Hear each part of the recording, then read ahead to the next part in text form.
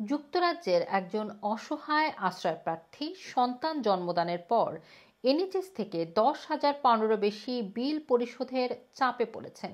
যিনি এই বিল পরিশোধের চাপে পড়েছেন তার পক্ষে এক পেন্স দেওয়ারও সক্ষমতা নেই বলে ব্রিটিশ সংবাদ মাধ্যমের এক প্রতিবেদনে উঠে এসেছে। এর প্রেক্ষিতে অভিবাসীদের জন্য এনএইচএস মাতৃত্বকালীন চার্জিং ব্যবস্থার জরুরি পর্যালোচনার আহ্বান জানানো হয়েছে। 34 বছর বয়সী কিম জরুরি সিজারিয়ান অপারেশনের পর বিল হাতে পান এবং পরে একটি ঋণ প্রদানকারী সংস্থার সাথে যোগাযোগ করেন তার বিল পরিশোধ করার জন্য।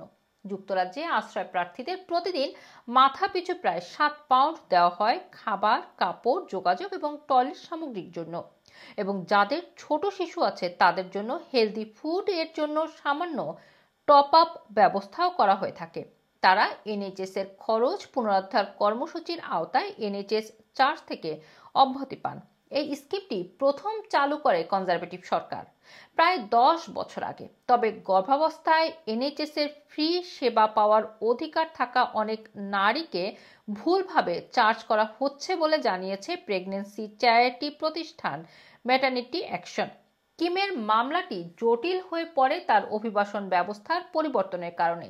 তিনি প্রথমবার 2017 সালে যুক্তরাজ্যে আশ্রয়ের আবেদন করে, তবে তার আবেদন প্রত্যাখ্যিত হয়। 2021 সালে তিনি গর্ভবতী হন এবং নতুন করে আশ্রয়ের আবেদন করেন। 2022 সালের মার্চে কন্যা সন্তান জন্মের সময় তার আশ্রয়ের আবেদন সক্রিয় ছিল বিধায় তিনি এনএইচএস চার্জ মুক্ত থাকার কথা ছিল। তবে Leeds teaching hospital NHS trust মাতৃত্বকালীন সেবার জন্য তাকে 10,703 পাউন্ডের বিল পাঠায়। Leeds teaching hospitals NHS trust আরও জানায়, পূর্ববর্তী ভর্তি এবং চিকিৎসার জন্য তার কাছে অতিরিক্ত 3,450 পাওনা আছে ট্রাস্টের, যা তার প্রথম আশ্রয়ের আবেদন প্রত্যাখ্যান হওয়ার পরের সময়কালের।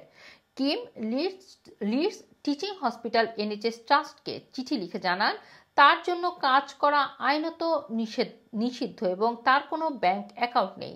তিনি মাসে 1 পেন্স করে দেওয়ার প্রস্তাবও দিচ্ছেন। তিনি লজ্জিত যে এর বেশি তিনি দিতে পারছেন না। এটুকু দেওয়া তার জন্য কষ্টকর। এর বেশি দিতে হলে তিনি বেআইনিভাবে টাকা জোগাড় করার চাপে পড়বেন।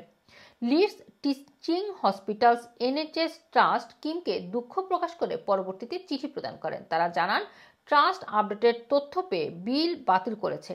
আপডেটেড তথ্য অনুযায়ী কিমের চার্জ মুক্ত থাকার যোগ্যতা প্রমাণ করেছে বলেও নিশ্চিত করেছে ট্রাস্ট।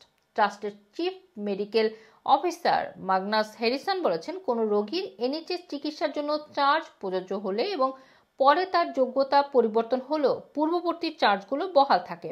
তবে যদি কোনো রোগী অসহায় বা তীব্র দারিদ্র্যের ঝুঁকিতে থাকে তাহলে ট্রাস্ট সাময়িকভাবে দেনা আদায় বন্ধ রাখতে পারে।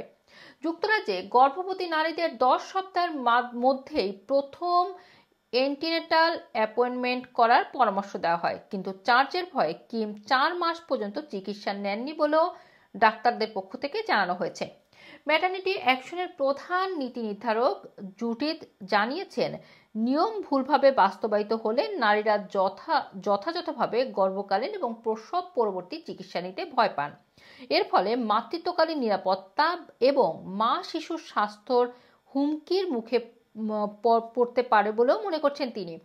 ডক্টরস অব দ্য ওয়ার্ল্ড এর প্রধান নীতি নির্ধারক আনা জানিয়েছেন, অভিবাসীদের চার্জ করা মানে শিশুদের ঋণের বোঝা নিয়ে জন্ম দেওয়া, অথচ এতে সাশ্রয়ের কোনো প্রমাণ নেই, বরং মানুষ চিকিৎসা এড়াতে বাধ্য হচ্ছে এই ব্যবস্থার কারণে।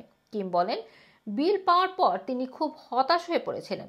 তখন তিনি নতুন মা, বুকের দুধ খাওয়াচ্ছিলেন শিশুকে, সিজারিয়ানের পর সুস্থ হওয়ার চেষ্টা করছিলেন, আর এদিকে বিল প্রদানের চাপ ছিল তার মাঝে ছোট একটি বাচ্চাকে বাঁচিয়ে রাখার সংগ্রাম।